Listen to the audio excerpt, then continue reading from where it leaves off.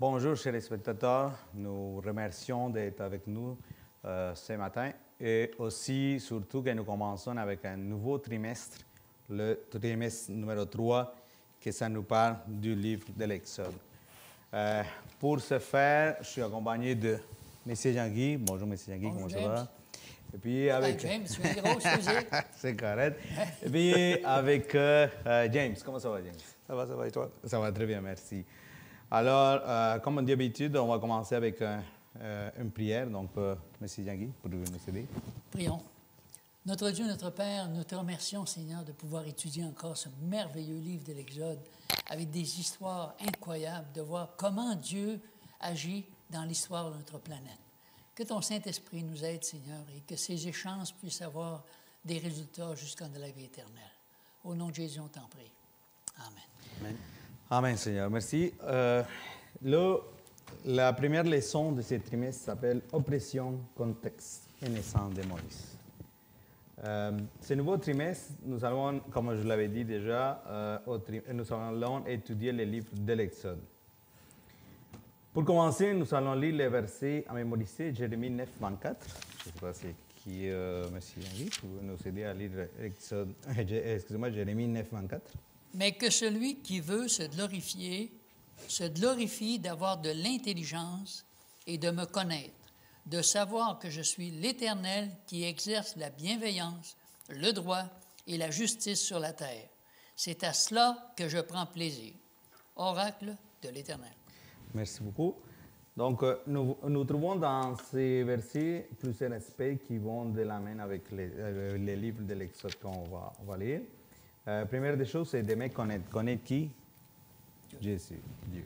Oui. Après ça, de savoir quoi? Que je suis l'Éternel, comme on dit dans le livre. Après ça, qui exerce la bonté, les droits et la justice sur la terre. Comme nous voyons dans le livre de l'Exode, nous trouvons des choses qu'on trouve aujourd'hui à chaque jour. Comme par exemple, qu'est-ce que nous trouvons? Nous trouvons des opprimés, n'est-ce pas?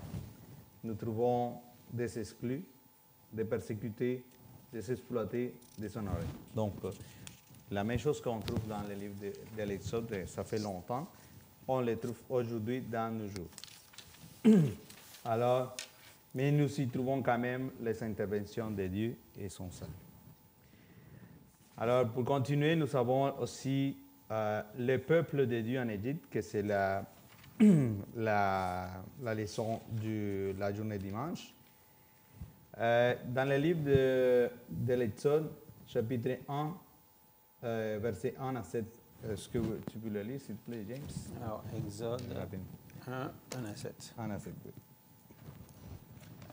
oui. Alors, voici les noms des fils d'Israël venus en Égypte avec Jacob et la famille de chacun d'eux. Ruben, Siméon, Lévi, Juda, Issachar, Zabulon, Benjamin, Dan, Nephtali, Gad et Aser. Les personnes issues de Jacob étaient au nombre de 70 en tout. Joseph était alors en Égypte. Joseph mourut, ainsi que tous ses frères et toute cette génération-là. Les enfants d'Israël furent féconds et multiplièrent. Ils s'accrurent et devinrent de plus en plus puissants, et le pays en fut rempli. Merci beaucoup. Alors, il y a un aspect qui ça a attiré mon attention, c'est que ce que dit du verset 5 au 7, où dit qu'il était combien? 70. Seulement 70 dans ces temps-là. Mais lorsque nous lisons Exode verset 12, 37, est-ce que vous le lire, M. Jean-Guy, s'il vous plaît? Exode 12, 37. 12, 37 qui dit ceci. Les enfants d'Israël partirent de Ramsès pour Sukkot au nombre d'environ 600 000 hommes de pied, sans les enfants. Alors, vous voyez qu'on a passé de 70 à 600 000. C'est beaucoup, non? C'est avec, on voit comment le peuple de Dieu a tellement grandi que dans l'Exode Exode 8 à 11, qu'est-ce qu'il dit? C'est qu'à un moment donné, lorsque Joseph y est décédé, les nouveaux rois qui ne connaissaient pas Joseph, il a décidé de commencer à forcer, à mettre plus de pression sur les peuples d'Égypte parce qu'il avait peur que ça puisse devenir contre eux. Je ne sais pas si vous avez un commentaire, M. Jean-Guy. Bien, on dit que le peuple ne connaissait pas, ou le pharaon ne connaissait pas l'histoire. Je crois que l'histoire de ce qui est arrivé auparavant, c'était tellement extraordinaire avec l'histoire de Joseph, comment l'Égypte a été bénie, qu'il ne pouvait pas l'ignorer.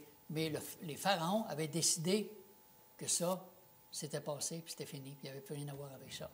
Alors, je pense que c'est pas juste le fait qu'ils ne savaient pas, mais ils ont décidé de ne pas rien vouloir savoir de ce Dieu-là. Parce qu'il y avait plein de dieux, plein de faux dieux. Et la preuve, l'Égypte était terriblement bénie, en abondance, ils étaient riches, ils avaient conquis le monde, alors Pharaon était considéré comme étant un dieu. Et la preuve, c'est qu'il ne manquait pas de rien. Il était la nation la plus extraordinaire. Alors, à comparer avec les pauvres Hébreux, on se demande quel Dieu était le meilleur. Bon, ça, c'est sûr. Oui.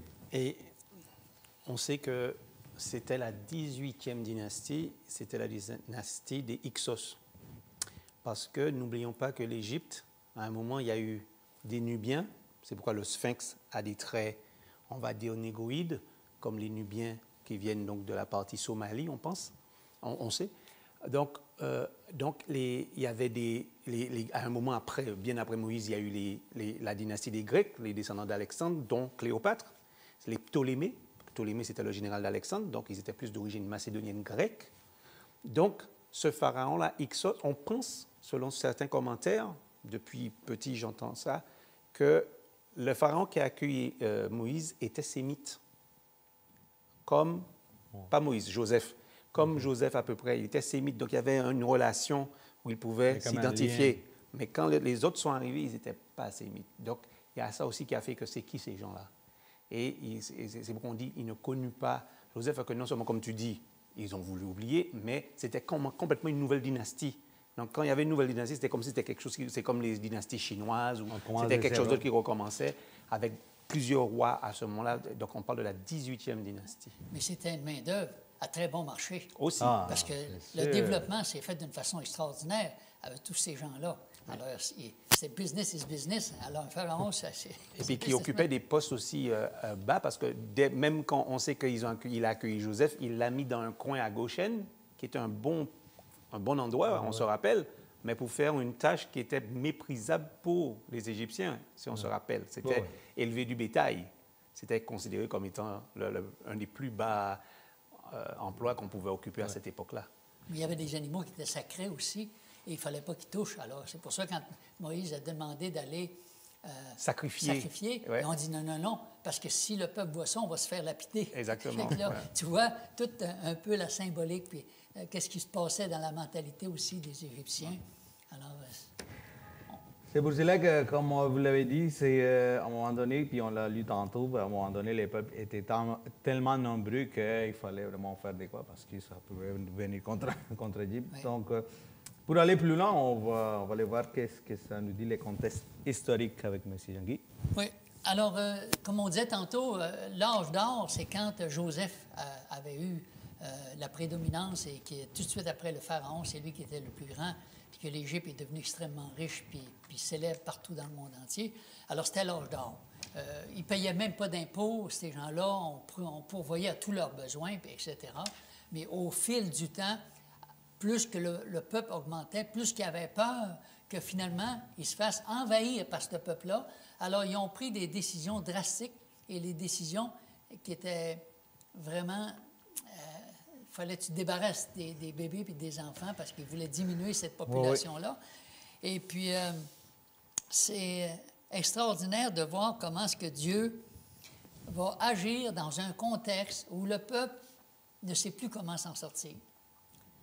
Le peuple prie, crie, ça dit qu'ils ont été 400 ans ou 430 ans, ça dépend de quel contexte qu'on lit, mais c'était vraiment difficile de s'apercevoir que Dieu était de leur côté, alors qu'ils ne faisaient que prier, mais il n'y a rien qui se passait. Ouais. Mais là, au moment où on parle, on sait qu'il y a quelque chose qui se passe, plus que le pharaon va prendre des décisions drastiques, plus que Dieu va devoir intervenir. Alors, c'est là quand le petit Moïse va paraître, mais avant ça, il y a eu ils ont dit, ces bébés-là, avant qu'ils arrivent au monde, aux sages-femmes, vous devez veiller à ce qu'ils viennent au monde. Le pharaon s'est aperçu que ça ne marchait pas son affaire. Il dit, mais c'est quoi qui se passe?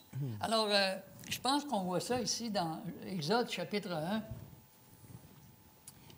Alors, à partir du verset 12.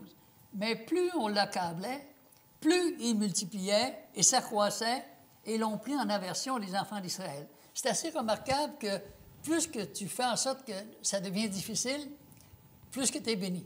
Ça me rappelle l'histoire de Jacob, quand Laban a essayé de dire, bon, Oui, ben, finalement, c'est tu auras ça. les tachetés. Il en avait plus de tachetés. Ben, tu auras les autres sans tâches, et puis à chaque fois... Oui, oui, Ben, on va voir l'explication de ça justement dans Genèse chapitre 41. Genèse chapitre 41 à 43. Ça dit que Pharaon dit à Joseph, « Voici, je te donne le commandement de tout le pays d'Égypte. » Pharaon ôta son anneau de la main, le mit à la main de Joseph, il le revêtit, etc. Et puis à 44, il dit encore à Joseph, « Je suis Pharaon, et sans toi, personne ne lèvera la main ni le pied dans tout le pays d'Égypte. » Alors, le peuple est convaincu, il est béni. Oui. Parce que la vie va être plus facile, la vie va être plus belle. Mais pas longtemps après, dans Genèse 41-49, ça dit ceci. Joseph amassa du blé comme le sable de la mer en quantité si considérable que l'on cessa de compter parce qu'il n'y avait plus de nombre.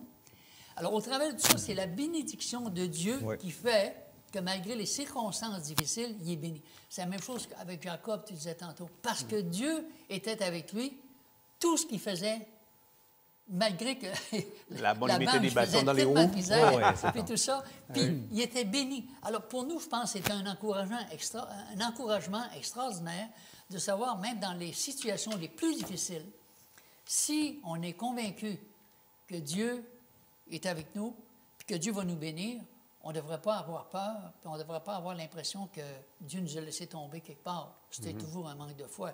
Puis dans cette histoire-là, on voit que ce n'est pas un manque de foi. Alors, ça dit, « Le Seigneur n'oublia pas son peuple, bien que de nombreux détails sur les Hébreux en Égypte à cette époque restent cachés, en tout cas pour le moment, la révélation du caractère de Dieu rayonne encore des pages de ce livre comme dans toute Écriture. Alors, malgré toutes les circonstances défavorables, Dieu a béni ce peuple-là. Alors, on va dans la journée de mardi.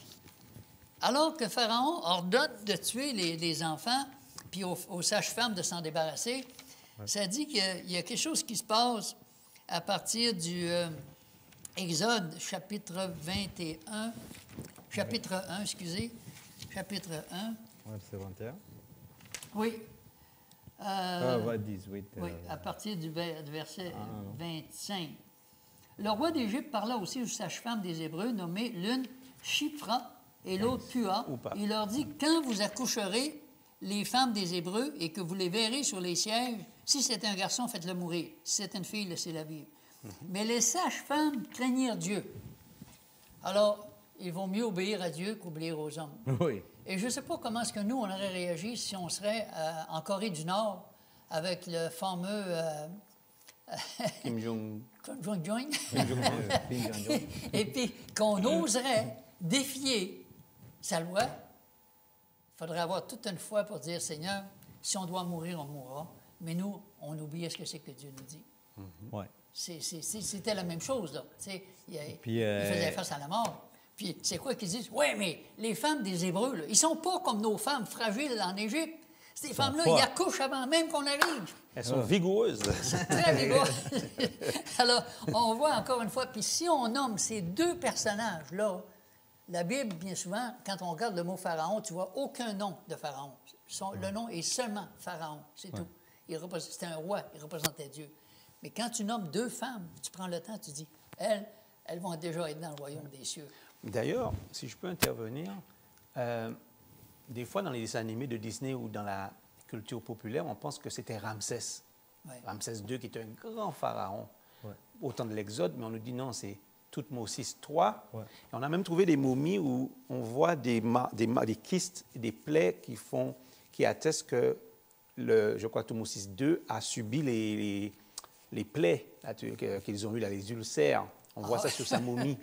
Ouais. Et donc, mais on pense que parce que Ramsès a vécu 200 ans après l'histoire de l'Exode. Ouais. Mais dans la culture populaire, on met Ramsès. OK. Je pense qu'on va se reporter dans Hébreux chapitre 11.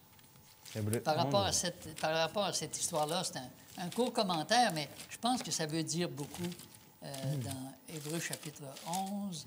C'est l'histoire des...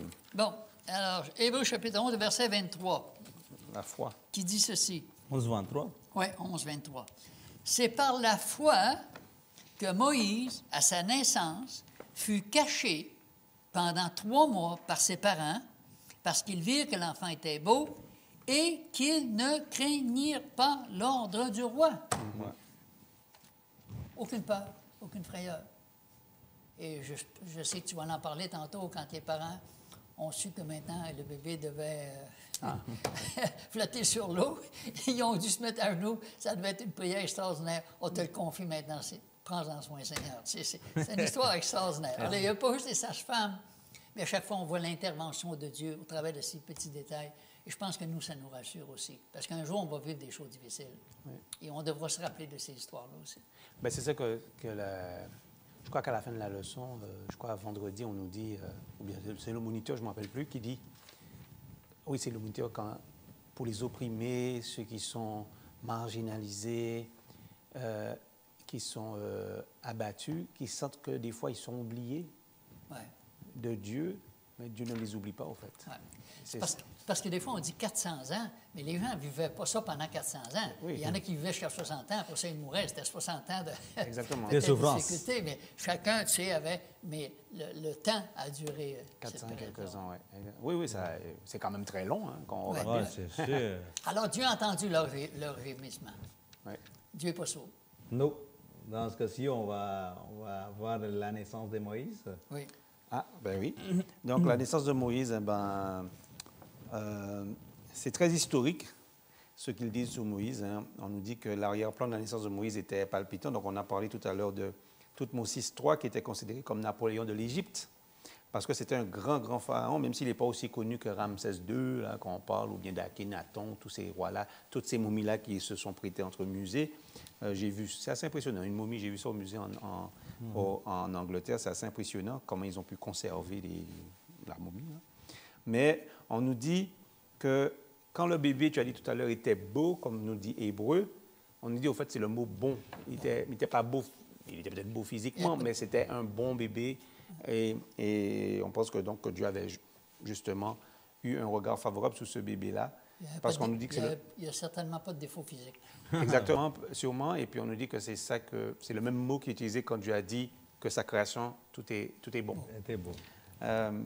Donc, on nous dit que malgré les circonstances terribles de la naissance de Moïse, Dieu, quand même, n'avait pas oublié qu'il avait donné, il avait fait la promesse à Abraham, promesse qui était connue par Isaac, par Jacob, et c'est pourquoi les enfants d'Israël savaient qu'il y avait cette promesse-là. C'est pour ça aussi qu'ils vivaient mal cet esclavage, parce qu'ils savaient qu'il y avait la promesse, qu'un jour il fallait qu'ils aillent dans une terre promise, que Dieu avait fait alliance avec leur ancêtre Abraham. La princesse égyptienne Hatshepsut, on entend ce nom-là assez souvent, des fois dans certains films. On nous dit que on sait que le nom Moïse, on dit toujours, ça veut dire tirer des eaux, sauver des eaux. Oui, c'est vrai. Mais là, on nous dit que Moïse, au fait, c'est quand on parle du pharaon Thoutmôsis, on nous dit au fait c'est le même mot que Moses. Moshe, c'est l'hébreu. Mais on nous dit que quand on dit Thoutmôsis pour les pharaons, c'est Moïse lui-même, c'était Hapi-Moses. Donc, comme tu disais tout à l'heure, le dieu du fleuve, c'était Hapi. Oui. Mais quand Moïse a écrit, il s'est référé à lui-même pour faire il n'allait pas s'appeler Hapi-Moses, parce que Hapi, c'était vraiment le dieu du Nil. Donc, il a enlevé ça et puis il a dit, on va m'appeler juste Moïse. Donc, parce que c'était tiré de Moïse. Moïse, donc c'était un mot égyptien.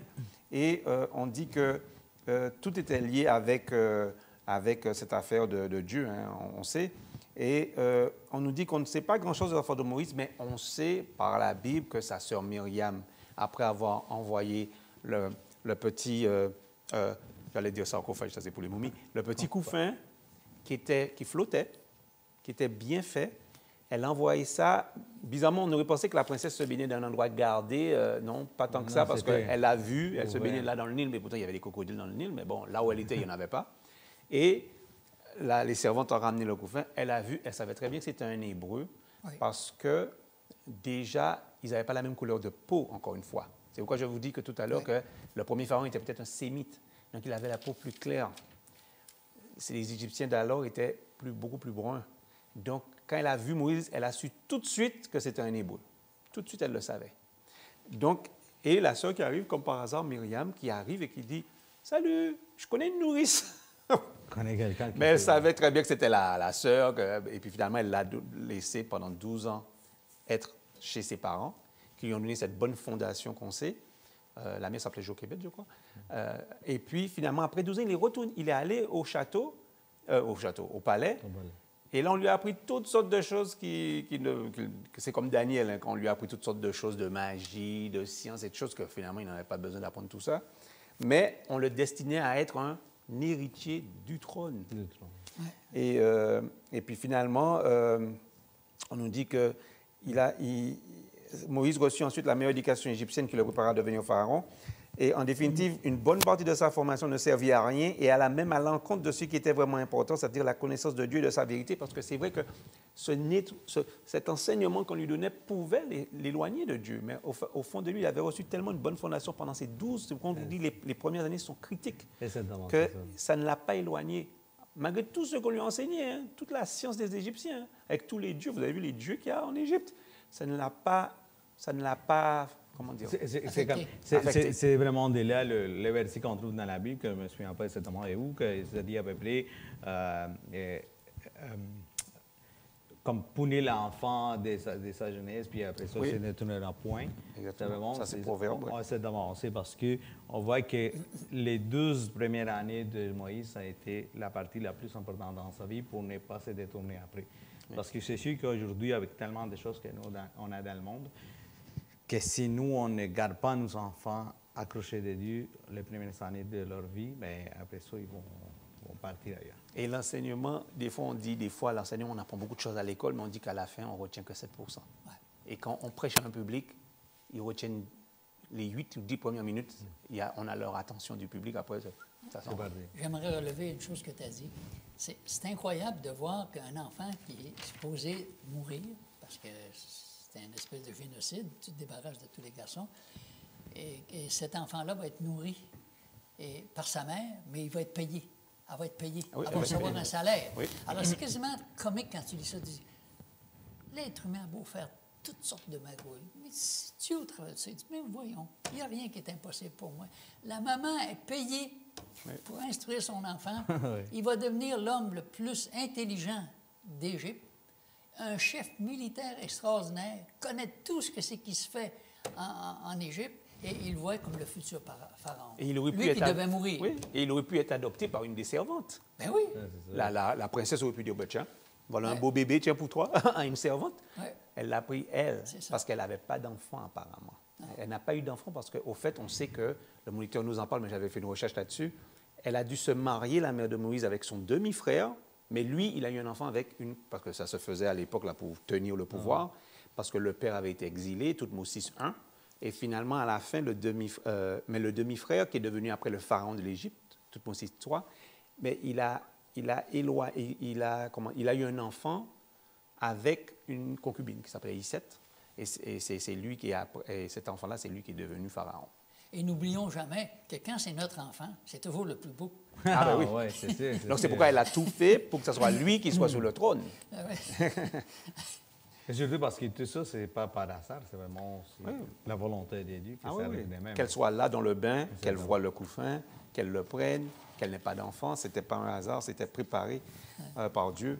Et si on va à la leçon de jeudi, changement de plan, comme on sait, cette histoire est tellement extraordinaire que si on cherche des fois aussi des commentaires, on nous dit ce sont des légendes, l'histoire de Moïse, parce que c'est sûr que dans notre société, quelqu'un de sensé, c'est comme pour le déluge, il se dit, je ne vais pas croire cette histoire-là quand même. Quelqu'un qui sépare la mer en deux, quelqu'un qui est né dans un couffin, bref, ils ne veulent pas y croire. Alors que, dernièrement, il y a eu un crash d'avion, il y a eu un survivant. Ouais. Il y a une fille dans un avion, son siège est tombé, elle a survécu pendant un mois et elle était la seule survivante. Elle est tombée avec son siège de l'avion d'en haut, mais elle a été ralentie par les arbres. Donc, il y a des choses miraculeuses qui arrivent même à notre époque. On trouve des bébés sous des décombres, après combien de jours vivants. La petite fille qu'on a retrouvée l'autre jour sur l'autoroute ici, en Ontario. Il y a des choses qui arrivent, Oui, mais les oui. gens ne veulent pas croire. Dès que C'est ça ça. sort de la Bible, pour eux, non, c'est pas possible. ça Exactement, peut pas parce se que il y a beaucoup de gens qui commencent à faire des théories, des hypothèses, mais non, c'est parce que plein de choses, mais ils ne sont même pas capables, plein d'hypothèses ne sont pas capables de vraiment répondre comme il faut. Puis il n'y a aucune autre explication que c'est vraiment la volonté de Dieu. Ces personnes-là étaient sauvées parce que Dieu l'a voulu. Exactement. Les gens, si ça ne rentre pas dans leur... comment dire, si ce n'est pas cardinal pour eux, si c'est pas on ne peut pas le démontrer scientifiquement ou bien que ça a l'air trop miraculeux, justement extraordinaire, pour eux, c'est de l'ordre de la légende. Oui. Mais c'est vrai qu'on ne trouve pas le nom de Moïse dans l'histoire des Égyptiens, c'est-à-dire dans les hiéroglyphes, on ne retrouve pas ce mot-là. Mais on sait, et on nous montre ça aussi dans certains films, que les Égyptiens l'auraient effacé. Oui. Ils auraient effacé le nom de Moïse parce qu'ils n'allaient pas le laisser là comme une injure, là, le mot de Moïse. Donc, c'était facile pour eux d'effacer. Mais on a assez de preuves après pour voir que tout ça s'est passé pour de vrai, qu'il y a eu la séparation de la mer Rouge. Et ça, on retrouve encore des chariots dans la mer Rouge, des traces des épées, des traces de roues de chariots. Donc, au plus qu'on va vers la fin des temps, on va retrouver des choses de toute façon avec la technologie qu'on a actuellement. On peut sonder les fonds marins, on peut voir des choses. Mais pour revenir à Moïse, donc, on sait que Moïse, il a fait quoi? Il a fait un acte impulsif. Il a tué un Égyptien. On nous dit le bruit est arrivé aux oreilles de Pharaon, mais le bruit est arrivé de façon amplifiée aux oreilles de Pharaon. Oh ouais, Pharaon, attention, t'as vu le Moïse là, que tu protèges, là, le fils de ta fille, eh ben, tu as vu ce qu'il a fait? Il va faire une révolte avec les gens de son peuple et il va presque nous chasser du pays, mais en tout cas, il va s'allier avec des nations. Pharaon, quand il a vu ça, il a dit, ben oui, il faut tuer Moïse tout de suite. Et puis, c'est comme ça que Moïse s'est enfui. Il s'est enfui. On sait que Moïse, il a eu cet acte impulsif, mais ça n'a pas gêné Dieu dans son plan. Quelle histoire qu'on est dans la Bible où il y a eu un acte impulsif, mais Dieu, quand même, il est capable de... Il aurait préféré qu'on aille de point A à point B, mais des fois, on est obligé de faire un petit détour. On a l'histoire d'Abraham, promesse, il n'attend pas la promesse, il va faire un enfant avec Agar. Ben, quand même, le plan de Dieu s'est réalisé, il a quand même eu Isaac. Donc, Dieu est capable, malgré l'acte impulsif de Moïse, d'avoir tué l'Égyptien. Dieu ne lui a pas demandé d'aller tuer l'Égyptien. Mais ça a provoqué les événements. Dieu a utilisé l'événement pour... Et il a quand même pu agir comme Dieu le voulait. Peut-être que ça a retardé de quelques années. Peut-être parce qu'il a dû partir dans le désert 40 ans, mais ça lui a permis de nettoyer son cerveau pendant 40 ans, s'occuper de brebis pendant 40 ans. Il n'y a pas plus, comment dire, un petit peu têtu des fois que des moutons. Et ça lui a permis de développer une patience dans le désert, la méditation, être seul dans le désert, pour après avoir un peuple de coups raides, qui étaient les Hébreux, quand il les a sortis d'Égypte. Donc Dieu a permis que ces 40 ans-là qu'il a passé en Égypte, 40 ans dans le désert pour être formé avec les moutons, à être un berger, à apprendre à être patient, et après 40 ans, et c'est de ça qu'on parle le plus dans la Bible, les 40 ans qu'il a passé avec le peuple de Dieu dans le désert, à les mener vers la terre promise. 40 ans qu'il est allé au désert pour désapprendre ce qu'il avait appris en Égypte. Et puis, il se ramasse avec les moutons. Pendant 40 ans, il apprend le langage des moutons. et quand Dieu l'appelle, il dit, non, trouve quelqu'un de plus compétent que moi, mais moi... Je vois qu'il était un peu bègue. Il était un petit peu... Il n'avait pas la diction facile. Alors, tu sais, il demande, encore une fois, il se sent... Dieu peut travailler avec lui parce qu'il est devenu humble. Oui. C'est pas lui qui va prendre en charge les problèmes qu'ils sont en train de vivre. Il a tué cet homme-là, mais ce n'était pas une bonne façon d'agir aussi. On voit que l'influence qu'il y avait eu en Égypte aussi, ces batailles qu'il y avait, c'était un leader, c'était un chef, c'était un guerrier, etc. Alors, ce n'était pas le plan de Dieu non plus. Et puis, il était fort. On sait que quand il est arrivé, il a défendu il était fatigué pourtant par la route, mais il a défendu les filles de Jéthro près du puits à lui tout seul. Et elles ont vu, oh mon, c'est qui ce mec? Et on nous dit que, oui, après cet acte d'avoir tué l'Égyptien pour sauver un Israélite qui était battu, on sait qu'il y a ce verset-là qui dit, nous savons, dans Romains 8, verset 28, qui dit quoi? Nous savons du reste que toute chose concourt au bien de ceux qui aiment Dieu et qui sont appelés selon son dessein. Certaines versions vont dire, certaines versions dans d'autres langues, en anglais ou en espagnol, vont dire selon son plan, selon son but. D'accord? Donc, Dieu, ça ne le gêne pas. Il aurait préféré que ça ne soit pas arrivé, mais Moïse a cet acte impulsif. C'est le seul qui est capable de faire des lignes droites sur des courbes. Oui. Donc, on nous dit que nous enseigne cette histoire sur la faculté de Dieu à l'emporter dans n'importe quelle situation et de s'en sortir, de s'en servir pour faire venir à ses fins. Donc, on a lu le verset. Donc, c'est l'histoire de Moïse est vraiment fascinante en ces points-là. Oui. En plus, une histoire divisée en 3 fois 40, et on sait que 40, c'est le chiffre de génération dans la Bible. Oui. Donc, il a vécu 120 ans. 3 périodes de 40 ans. C'est pour cela que je pense à M. Jean-Guy. Il reste minimum 40 ans de plus pour continuer à travailler à côté de Dieu. C'est plus la même génération. Nous sommes la dernière génération et la plus faible. Regardez-moi, quand les gens parlent de l'évolution, je dis, bien sûr, ça évolue. Regardez-moi. Plus ça va, plus ça diminue. Vous croyez à l'évolution? Non, surtout que si on connaît Dieu, au lieu de descendre, on monte vers le ciel, parce que c'est le plus important. Et puis, des conclusions qu'on peut vraiment tirer de ces leçons-là, c'est que on voit des gens qui n'étaient pas des Israélites, des personnes qui peut-être y avaient déjà entendu parler de Dieu, mais qui ont fait la volonté de Dieu. Ouais. C'est les deux sages-femmes qui craignaient Dieu. Oui. Elles, c'était des Égyptiennes qui étaient dans un milieu avec plein d'affaires, mais elles, là, elles craignaient Dieu. Est-ce qu'aujourd'hui, on peut en trouver des gens qui craignent Dieu? Elles même étaient si- intègres. Que Dieu peut utiliser parce qu'ils sont fidèles. Voilà. Ouais. Puis, Et à leur portée, elles n'ont pas cherché à être des chefs, elles n'ont pas cherché à être des terroristes, à aller mettre à notre époque des bombes quelque part. Non, elles ont fait là où elles pouvaient faire leur différence, là où elles l'ont fait, à la naissance des enfants. puis en même temps, c'est quand on pense à Moïse, ça dit, il est devenu l'homme le plus patient de la terre.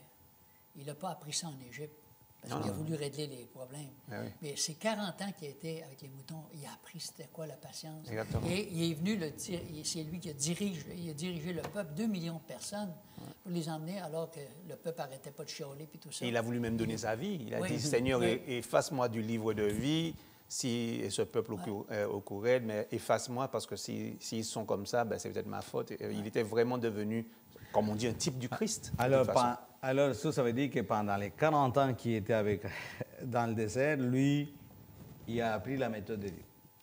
Oui, C'est la méthode de Il Dieu. est un bon berger. Un bon berger.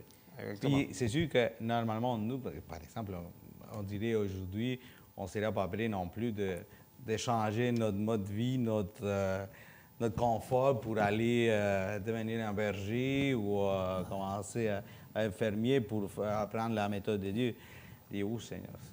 Ce serait peut-être bon qu'on y aille au désert de temps en temps. Là, tu sais. Oui. Alors, on voit vraiment comment ça se passe, mais malgré toutes les choses qui sont arrivées, malgré qu'il y avait la menace de finir avec tous les peuples d'Israël, avec tout, Moïse et tout ça, Dieu a fait en sorte que tout ça puisse retourner sur la bonne voie, puis qu'aujourd'hui, on soit là, puis que nous puissions avoir une promesse de la vie éternelle avec Dieu. Amen. Dieu a toujours une solution pour les déceptions de la vie. Exactement. Donc, on va finir avec une prière. Peux-tu nous diriger, s'il te plaît, Médine? Prions. Merci Seigneur pour cette leçon, cette première leçon de ce nouveau trimestre sur l'Exode. Merci de nous rappeler ces histoires qu'on connaît, mais de nous permettre d'aller plus en profondeur dans la signification de ces histoires, dans leur portée aussi et les enseignements qu'on peut en tirer. Merci aussi de nous montrer que nous devons être intègres dans tout ce que nous faisons et que nous, comme ces sages-femmes, mais que aussi que nous n'avons pas à désespérer devant des circonstances qui nous semblent adverses, que tu ne nous oublies pas, que tu es avec nous comme tu as été avec ton peuple. Garde-nous, sois avec nous, sois avec les auditeurs qui nous écouteront, permets que la leçon leur fasse du bien. Nous t'en prions en ton Fils Jésus pour ta gloire. Amen. Amen. Amen. Merci beaucoup, c'est très gentil, James, c'est très gentil, merci Jean-Guy. Merci à vous, chers spectateurs, pour nous accompagner durant ce nouveau trimestre qu'on vient commencer et en espérant que nous puissions nous revoir, nous rencontrer à nouveau une prochaine fois. Nous vous remercions, nous vous souhaitons une excellente semaine. Que Dieu vous bénisse. Amen.